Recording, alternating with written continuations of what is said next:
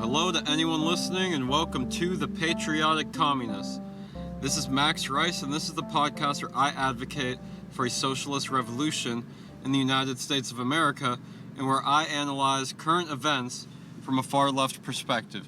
We are in the historical context where we choose socialism or barbarism, and that has never been more true. Hello everyone, I hope you are all doing well. We are in very dark times at the moment, and the mainstream media seems to not understand the severity of the situation that the United States is in right now.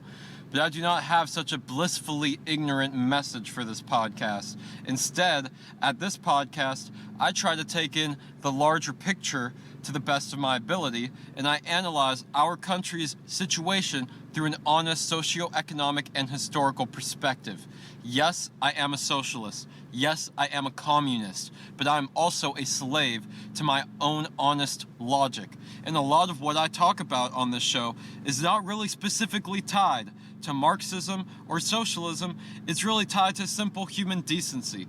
Karl Marx and what he wrote about was not religious scripture, and he was not a prophet, and it is limited to the historical context of Marx himself and his own personal faults and biases. He was a human after all, and this is simply true for every writer. With that being said, I truly believe that it is inarguable that socialist and communist ideologies and theories are essential tools in order to be able to accurately analyze current events as well as historical events. Even if you are not a socialist, and even if you are scared of the concept of communism, it will benefit your understanding of the world around you to take a deeper dive into the subject. Now, this is not an episode where I'm going to take that deep dive on socialist or communist ideas.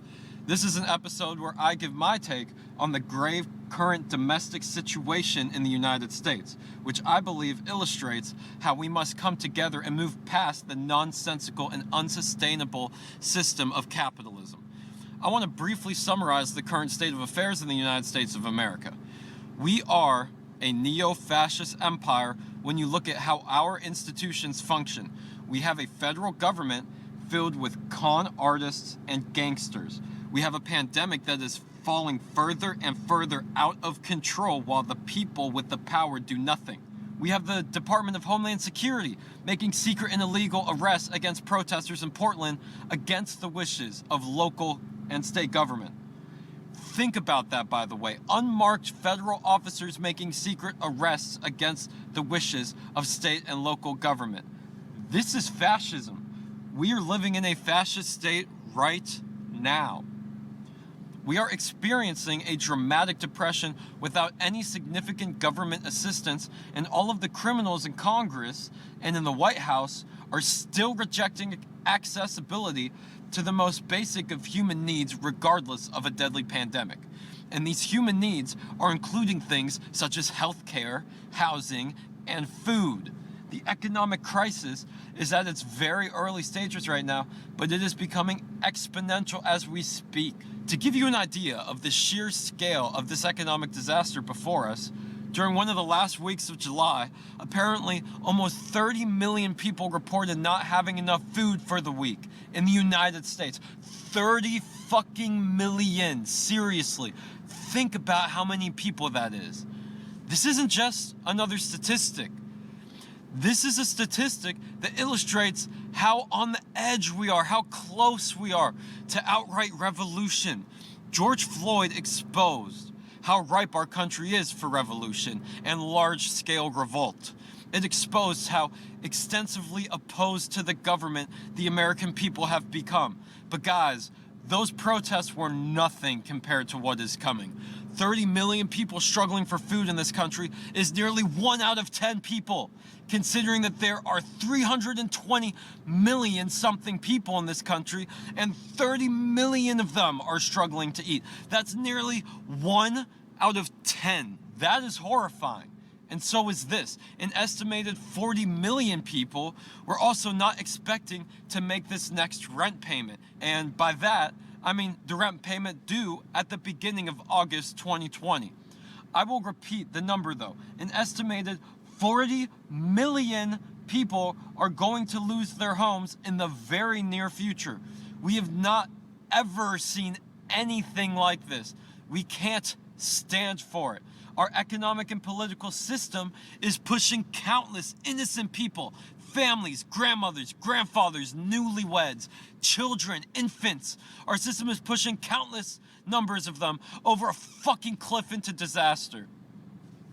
Before the pandemic hit, we had more than 2.5 million homeless children in this country. Children. Capitalism already fucking failed. That's 1 out of 30 children. We aren't a third world country, and we have millions of homeless children. And you guys are telling me capitalism hasn't failed us already. That was before the pandemic. 2.5 million children is 1 out of 30 children. So 1 out of 30 children were homeless before the pandemic. You think we can afford this housing crisis? There was already a fucking housing crisis in America. There was already tent cities. This is absolutely unsustainable and will result in violent revolt. And very soon. This is capitalism in crisis. We can't reform this nightmare. We can't afford to wait. Capitalism is killing us. Our government is a bunch of crooks and criminals. Make no mistake, they have no problem with Jeff Bezos making tens of billions of dollars during this pandemic. In fact, he's made almost 35 billion, with a B, billion dollars this year alone, which has been engulfed in economic trauma and COVID-19 lockdowns. And while Jeff Bezos makes this obscene amount of money and resources, tens of millions of children and hardworking families can't afford to eat due to no fault of their own. And now they're about to lose their shelter. Oh, they are also ending the extra unemployment benefits since Congress decided and bickered and decided not to renew it, even though we are at the peak of this pandemic crisis. This is disgusting, and not a single person in national politics is reflecting the severity of the economic situation in this country. Those unemployment benefits were a large part of what was keeping the economy afloat alone, and those are gone. And that's aside from the fucking housing crisis. Almost 1 in 10 Americans are hungry right now. More than 1 in 10 Americans are about to lose their fucking homes. You guys realize that historically, it takes less than 10% of a country to start a fucking revolution. I will reiterate this point. These statistics are as revolutionary as they come. We are about to have homeless levels that are off the charts during an international health crisis concerning a highly contagious, deadly virus. Remember, it is not like the homes people are about to get kicked out of are going anywhere. In fact, a lot of people don't know this, but right now, we have more empty housing in this country than we have homeless people. And this was the case before the pandemic. And it is still true right now. So the homes are there, but they're privately controlled and exploited in the capitalist economic system. And now 40 million people are losing their homes during a pandemic by some grim predictions. Although grim, there's no reason to think that they're not at least very close to accurate. That is more than 1 in 10 Americans. That is our country collapsing before our eyes. This is a failed state. I can't even think of a more in-your-face, obvious, systematic contradiction than a housing crisis in a country with more than enough homes during a pandemic. Massive, systematic contradictions such as this is why we must move past capitalism and why we are headed towards revolution. And when they are this obvious, it creates more and more socialists and communists, which is a good thing. It means more people are waking up. But it also creates more far-right extremists. Situations like this cause rapid, mass radicalization because the status quo becomes too unjust and too unbearable. It becomes too unpopular.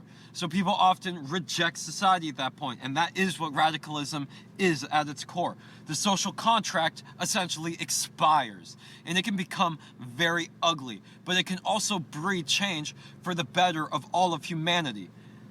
But it is going to continue to get worse before it gets better.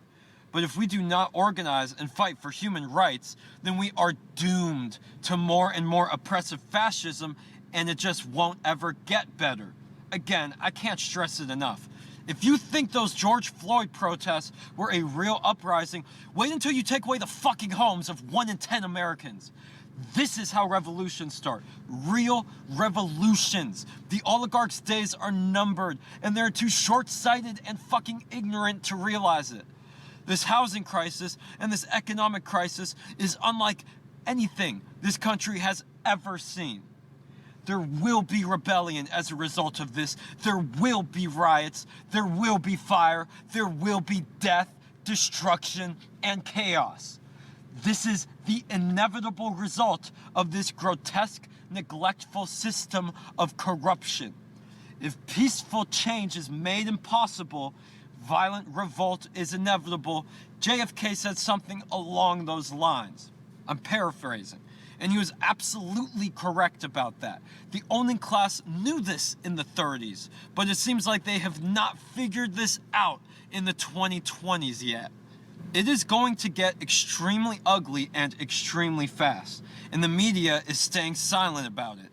Another term that makes my point that I've heard is something like every peaceful society is 5 meals away from chaos or something along those lines. I'm sorry, but I have no idea who said that.